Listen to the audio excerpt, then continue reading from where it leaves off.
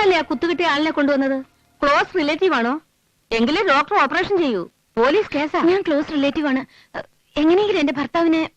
ഭർത്താവോ? ഇതിൽ കൂടുതൽ എന്തോന്ന് ക്ലോസ് ആവാനാ? ദേ ഇതൊന്ന് ഒപ്പിട്ടെ. ഇവിടെ ഇവിടെ വൈഫൊന്നും കൂടി എഴുതിയതേ. അതില്ലാന്നും പറഞ്ഞൊരു പ്രശ്നം വേണ്ട. ആംബുലൻസിൽ ഇരുന്ന് കുട്ടി മലയാളത്തിൽ നിലവിളിച്ചു എന്ന് അതിന്റെ ഡ്രൈവർ വന്ന് പറഞ്ഞു. അതാ ഞാൻ തന്നെ കടലാസം കൊണ്ട് വന്നത്. കേരളത്തിൽ എവിടെയാ? ഒക്കെ പറയാം, ഒന്ന് വേഗം ചെല്ലു പ്ലീസ്. വളരെ സീരിയസാ. എങ്കിലും പേടിക്കാനൊന്നുമില്ല. ഓപ്പറേഷൻ ഒരു 4-5 മണിക്കൂർ എടുക്കും. ഒരു 6 ബോട്ടിൽ ബ്ലഡ് വേണ്ടി വരും. വേറെ സംഘടിപ്പിക്കണം.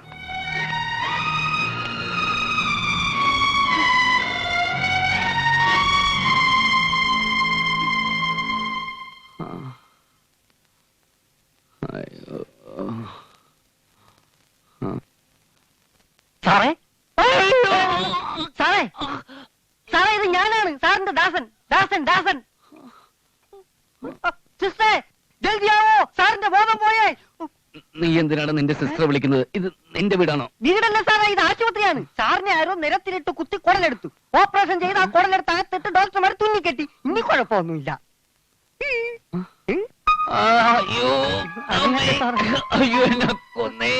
ചെയ്തവൻ ആരായാലും അവന്റെ കുടുംബത്തിൽ ആറ്റം ബോംബ് വീഴണേ. എന്റെ വടശ്ശേരിക്കര ഭഗവതി. അയ്യോ, ഞാനിപ്പോ ചാവുവേ ദാസ. അയ്യോ സാറേ, അയ്യോ, വേദനിക്കുന്നതാ ദാസ. ഓട്ട് സാറേ, സാർ ഇങ്ങനെ കിടന്നു ഉരുണ്ടാ തുന്നു പൊട്ടും. 24 തുന്നുണ്ട്. സിസ്റ്ററെ വിളിച്ച് ഇഞ്ചക്ഷൻ തരാൻ പറയട്ടെ. അത് കൊണ്ടുപോയി നിന്റെ തന്തയ്ക്ക് കൊടുക്കണ കഴുതേ. അയ്യോ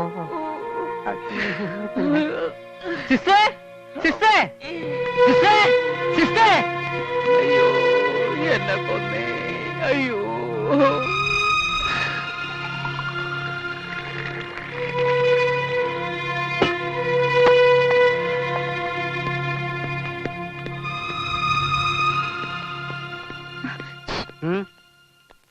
वो आपका कौन है?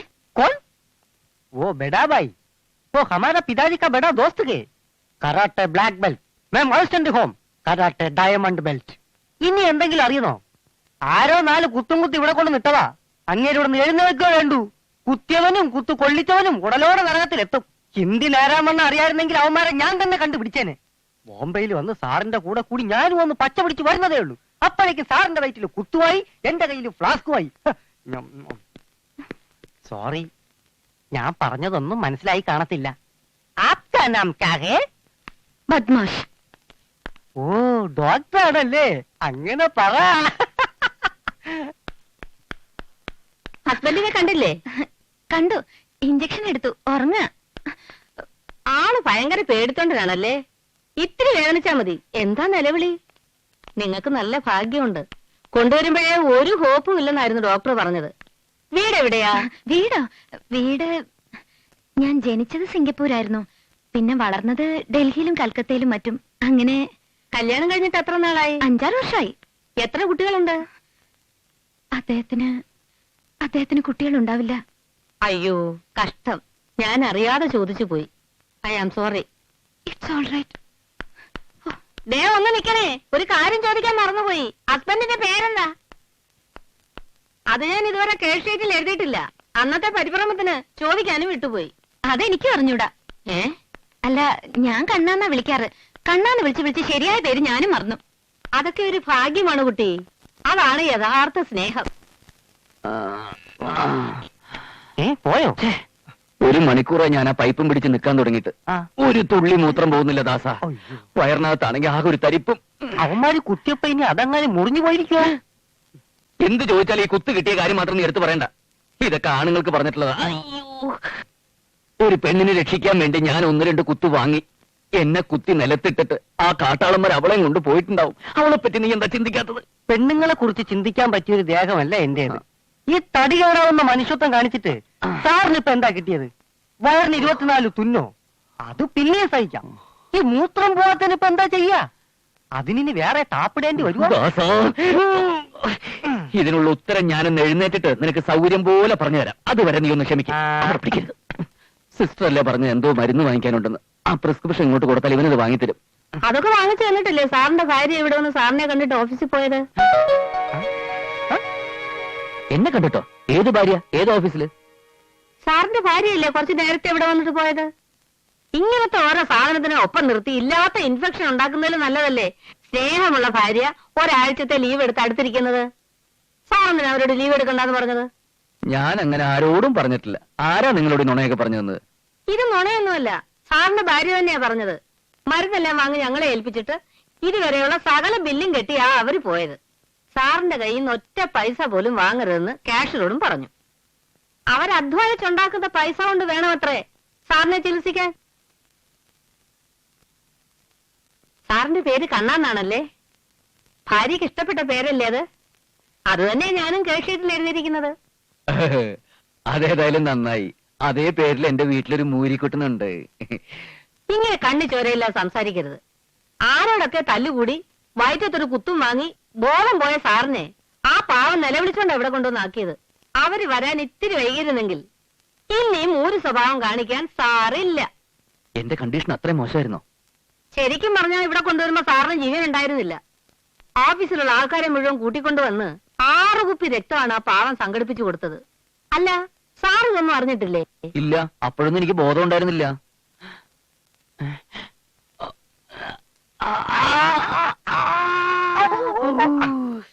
ഇത്രയ്ക്ക് വേദനിക്കാനൊന്നുമില്ല.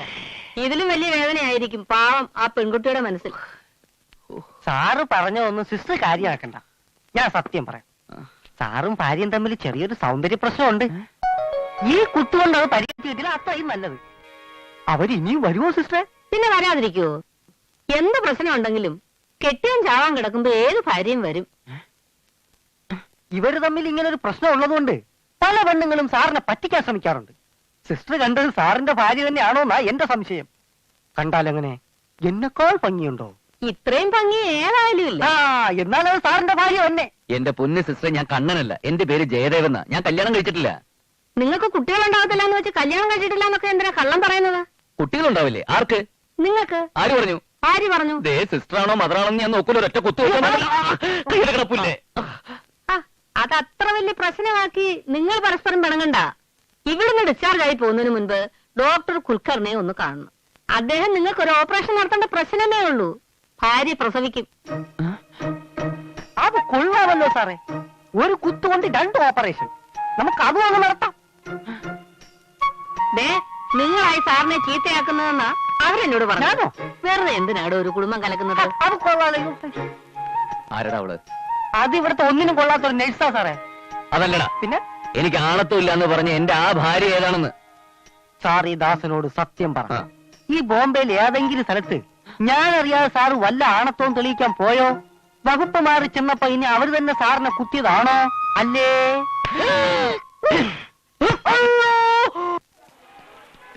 പണ്ടാറടങ്ങണ പാവക്കുട്ടെങ്കിലും കിട്ടിയാൽ മതിയായിരുന്നു. തലവര് പറയുന്നതിലും കാര്യമുണ്ട്. ഈ തൊഴിൽ നമ്മുടെ ചോറ. നമ്മൾ ആ പെണ്ണിനെ തപ്പി നടക്കാൻ തുടങ്ങിയിട്ട് എത്ര ദിവസമായി? ഏതായാലും ഈ ജുഹു ബീച്ചിൽ അവൾ വരാതിരിക്കില്ല. അതവളല്ലേ? അതെ അതെ. പട്ടം പിടിച്ചോളാം.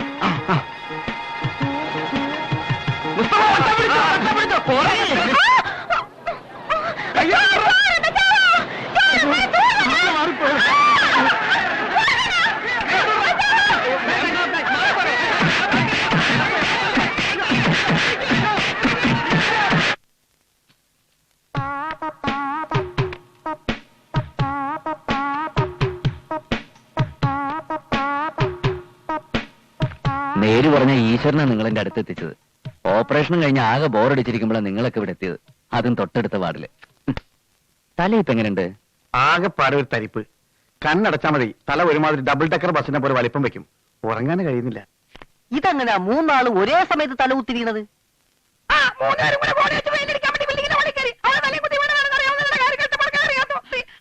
സൗണ്ട് ബോക്സ് പോയെന്നാ തോന്നുന്നത്. പാവം. ഇവൻ പറയുന്നതേ, ഞങ്ങൾ 3 പേരും കൂടി ഒരു ബിൽഡിങ്ങിന്റെ മുകളിൽ പെയിന്റ് അടിക്കാൻ കയറിയപ്പോ കാലുപഴുതി വീണതാ. ഇല്ലടാ. ഇവരെന്താ സാറേ പറയണത്? എന്ത് പറയാനടാ ദാസ? നമ്മൾ മലയാളികൾ നാട്ടിൽ നിന്ന് കുറ്റിയും പറിച്ച് ബോംബെയിൽ വന്ന് ഓരോ പണികൾ ചെയ്ത് കഷ്ടപ്പെടുന്നു. ഇതാ കണ്ടില്ലേ, ഈ പാവങ്ങൾ ഏതോ ബിൽഡിങ്ങിന് മുകളിൽ നിന്ന് വീണ് തല 3 ഫ്യൂസായി. നാട്ടിലുള്ളവർ ഇതുവല്ല അറിയുന്നുണ്ടോ? ഒക്കെ വിധി. ആ പിടി റാണി. കണ്ണാ, ഓപ്പറേഷൻ ചെയ്തിട്ട് വേദനയായോ കണ്ണ?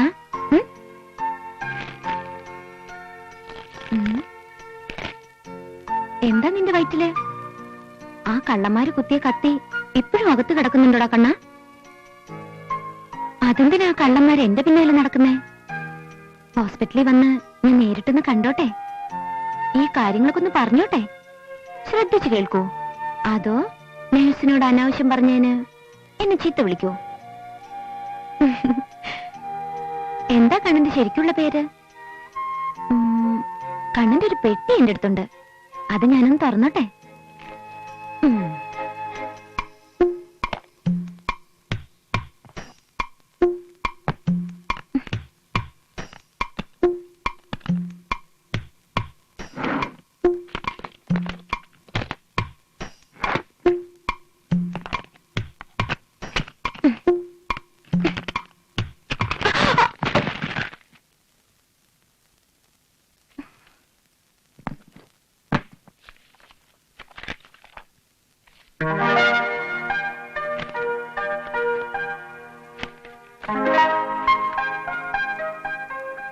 എടാ കള്ള കണ്ണ, നിന്റെ പെട്ടി നിറച്ചും പെണ്ണുങ്ങളാണല്ലോ.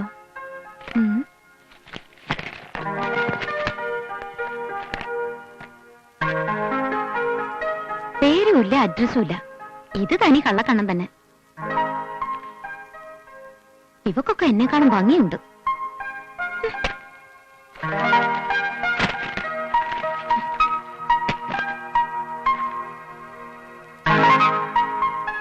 Best wishes, Jayadevan.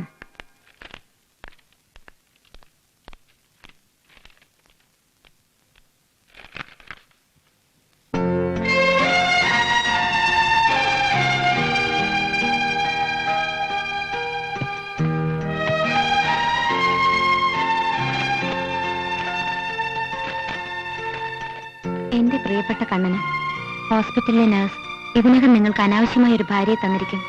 എന്നോട് ക്ഷമിക്കുക. ഓഫീസിലേക്ക് പോകുമ്പോഴാണ് മുൻപരിചയമില്ലാത്ത ആരൊക്കെയോ എന്റെ പിന്നാലെ വന്ന് എന്നെ പിടിച്ചുകൊണ്ട് പോകാൻ ശ്രമിച്ചത്. അപ്പോഴാണ് നിങ്ങൾ അവിടെ എത്തി അവരെ നേരിട്ടത്. അവസാനം നിങ്ങൾ കുത്തുകെട്ടി വീണു. ഞാൻ നിങ്ങളെ ഹോസ്പിറ്റലിൽ എത്തിക്കുമ്പോൾ നിങ്ങൾ വളരെ സീരിയസ് ആയിരുന്നു. ഏറ്റവും അടുത്ത ബന്ധുക്കൾ ആരെങ്കിലും ഒപ്പിട്ടില്ലെങ്കിൽ ഓപ്പറേഷൻ നടത്തില്ലെന്ന് പറഞ്ഞു. അതുകൊണ്ടാണ് അങ്ങനെ എഴുതിപ്പോയത്. എന്നോട് ഒരിക്കലും വെറുപ്പ് തോന്നരുത്.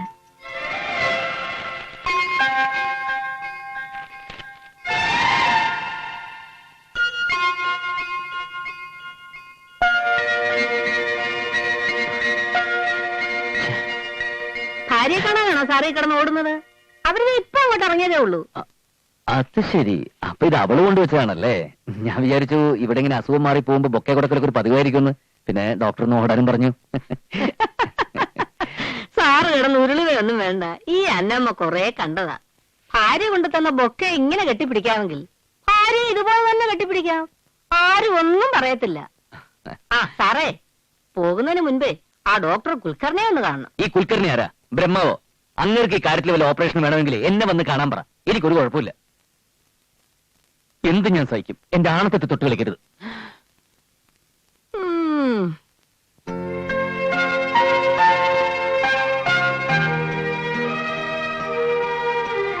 ആ സകല ബില്ലും സാറിന്റെ ഭാര്യയെ കെട്ടിക്കഴിഞ്ഞിരിക്കുന്നു. ഇനി ഇവിടെ നിന്ന് പോകാനൊരു ആംബുലൻസും കൂടി അവർ സംഘടിപ്പിച്ചു തന്നാൽ ഭംഗിയായി. ആരാണ് സാറേ സാറിന്റെ ഇത്രയും സ്നേഹമുള്ള ആ ഭാര്യ? ഈ പൂക്കളാണ് സത്യം. എനിക്കും ഇപ്പൊ അവളെ കാണുന്നുണ്ട്. അതവളാടാ. ഏതവള്? ആരെ രക്ഷിക്കാൻ വേണ്ടി വയറിനിട്ട് ഞാൻ കുത്തുവാങ്ങിയോ അവളാണ് ഇതൊക്കെ ചെയ്തത്. കുത്തുകൊണ്ട് ബോധം പോയി എന്നെ രക്ഷിച്ചതും മറഞ്ഞു നിന്ന് സഹായിച്ചതും ഒക്കെ അവളാ. നേര് പറയാലോ, ഇപ്പോ മനസ്സിന് വല്ലാത്ത സന്തോഷം തോന്നുന്നു. അവളീ കളി കളിച്ചില്ലല്ല, അവള് രക്ഷപ്പെട്ടു എന്നറിഞ്ഞല്ലോ. അത് തന്നെ വലിയ സമാധാനായി. ഇതും അവരുകൊണ്ട് വെച്ചതാ? ഇത് മാത്രമല്ല, ദാ എന്റെ ബ്രീഫ് കേസും തിരിച്ചു കിട്ടി. പക്ഷെ അവളൊന്ന് കാണാൻ കഴിഞ്ഞില്ലല്ലോ. അതിനു മുമ്പ് അവള് പൊക്കളഞ്ഞു. നീ എന്നോട് ആലോചിക്കുന്നു? അല്ല, ഞാൻ ആലോചിക്കുകയായിരുന്നു. പടച്ചോൻ കാണിച്ചു തരുന്ന ഓരോ വഴികളെ സാറിന് കാണിച്ചു തരുന്ന ഈ വഴി കണ്ട് നാളെ രണ്ടും കൽപ്പിച്ച് ഞാനും ഏതെങ്കിലും ഒരു പെണ്ണിനെ രക്ഷിച്ചു നോക്കിയ അവൾ വലിയ പടക്കാരിയായിരിക്കും. എനിക്കിതുപോലെ ബൊക്കയും കത്തുവും തന്നില്ലെങ്കിലും എന്തെങ്കിലും അറിഞ്ഞ് സഹായിച്ചാ മതിയായിരുന്നു. എന്റെ കുടുംബം രക്ഷപ്പെട്ടേനെ. സാറിന് വിഷമമുണ്ടല്ലേ? സാരമില്ല, ഇതിപ്പോ ചുരുക്കി പറഞ്ഞാൽ നിശ്ചയം കഴിഞ്ഞ പോലായി. ഇനി താലി കെട്ടേ ബാക്കിയുള്ളൂ. നമുക്ക് അവളെ തപ്പാം. ഈ ബോംബെയിൽ അവൾ എവിടെ പോയി തപ്പാനാ? എനിക്ക് അവളുടെ ഒരു കാര്യം അറിഞ്ഞൂടാ.